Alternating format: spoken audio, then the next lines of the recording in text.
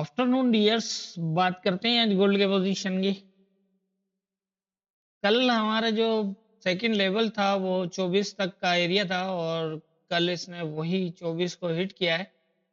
Hit करने के बाद M15 को अगर हम देखें तो 1 2 3 4 5 किलोस लगाए हैं एक साथ सेल में, और उसके बाद फिर जो है वो नीचे की तरफ मूव कर रहा है। अब यहाँ पर पोजीशन ये है कि 21 वाला जो एरिया है,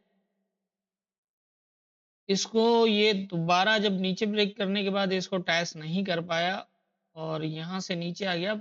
ये एक माइनर सा लेवल है, ये एज ए सपोर्ट बन सकता है। इस टाइम कंडीशन जहां जिस तरह H4 के क्लोज लगे हैं वो तकरीबन क्लियर कर रहे हैं कि मार्केट काफी हद तक वीक है। अब देखना ये है कि अगर तो ये इस एरिया को स्टे कर जाता है तो ये दोबारा टैच करेगा उसको और वहां से जो है वो इसके नीचे आने के चांसेस होंगे। 27-21 के आसपास से फिर ये दोबारा जो है वो नीचे आ सकता है। अगर ये फास्ट इसको ब्रेक करता है और 95 के नीचे H1 का भी क्लोज लगा देता है तो फिर ये पोजीशन बन सकती है। जैसा कि जानते हैं कि आज वीकली क्लोज है और वीकली क्लोज पे स्पेशली अनएक्सपेक्टेड मूव्स लगती हैं, काफी फास्ट मूव भी हो जाती है।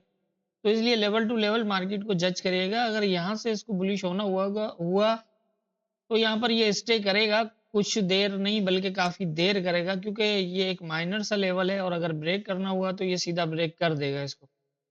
अगर सीधा ब्रेक करता है 95 तक तो है, लेकिन 95 के नीचे 95 तक अगर ये टैच करता है और दोबारा ऊपर निकल के यहाँ पर H1 का क्लोज करता है तो फिर भी इस तरह से मूव होगा। और अगर 95 के नीचे H1 का भी क्लोज करता है तो फिर ये यहाँ तक आ सकता है। 85 से 83 काफी इंपॉर्टेंट है।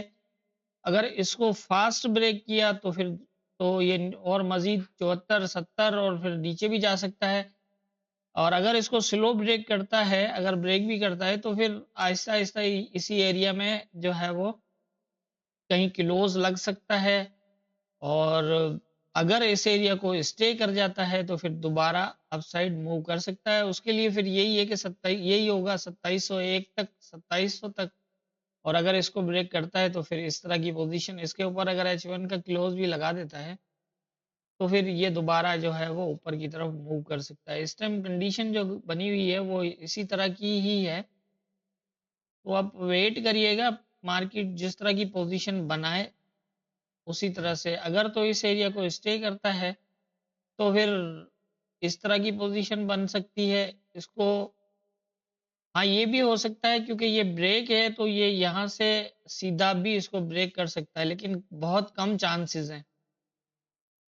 हो सकता है लेकिन यहाँ तक भी जाके फिर हो सकता है ये दोबारा नीचे आ जाए इस तरह। और अगर ये इस एरिया को फास्ट ब्रेक कर देता है और H1 का क्लोज नीचे लगा देता है तो फिर इस तरह की पोजीशन होगी।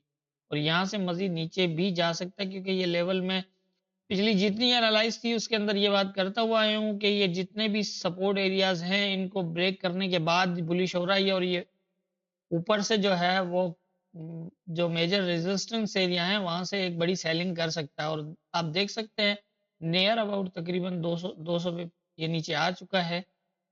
और अब देखना ये है कि क्या ये सीधा निकलता है नीचे और या फिर इस एरिया को स्टे करने के बाद ये टच करता है 2721 को, और 21 के बाद एक बड़ी सेलिंग हो सकती है।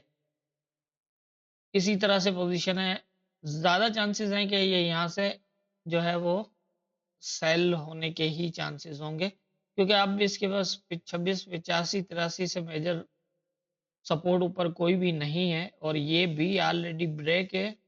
अब देखना यह है कि इसके साथ क्या होता है। अगर तो इसको स्टे ले गया तो फिर यहाँ से बुलिश हो सकता है दोबारा।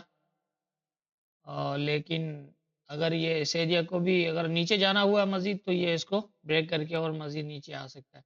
मामला कुछ इस तरह है कि यहाँ पर H4 का जो लेवल है 8 से तकरीबन कोई 2708 से 12-13 तक बनता है। वो ऊपर भी एच ब्रेक करके H4 का क्लोज लगाया और नीचे भी ब्रेक क्लोज लगा है। तो जिस रेजिस्टेंस एरिया को अप और डाउन ब्रेक किया हुआ हो मार्केट तो वहां से पॉसिबल है कि उसको मजीद ब्रेक भी कर सकता है। लेकिन यहाँ पर जो ये लेवल है 2724, ये अब काफ़ी इम्पोर्टेंट है, क्योंकि ये जिस तरह इसको टेस्ट किया है, ये डे में जो है वो ये ज़ोन का बॉटम बनता है, और जिस तरह इसको टेस्ट किया है और जो पोज़ीशन है, अगर ये 85 ब्रेक कर गया और इसके नीचे कोई H4 तक का भी क्लोज़ लग जाता है 83 के नीचे, तो फिर गोल्ड की कहानी बहुत लंबी हो जाएगी अगले वीक में, नीचे की। तो खैर माइंड मत बनाइएगा। हम हमारा काम लेवल टू लेवल मार्केट को जज करना है। हमें सिर्फ अपनी लेवल के ऊपर पोजीशंस के हिसाब से ही मार्केट को देख के और अपनी एंट्री बना सकते हैं। बाकी मार्केट है, इसने अप डाउन तो चलते ही रहना है, लेकिन आप जिस तरफ ट्रेंड मिले उसी तरफ बैठेंगे तो ज़्यादा बेहतर होगा। मेरे ख्याल से जितनी मेरी समझ है उसके हिसाब से मुझे आज यही पोजीशन लग रही है, बाकी होना क्या है ये तो ऊपर वाला बेहतर जानता है। दुआओं में याद रखिएगा।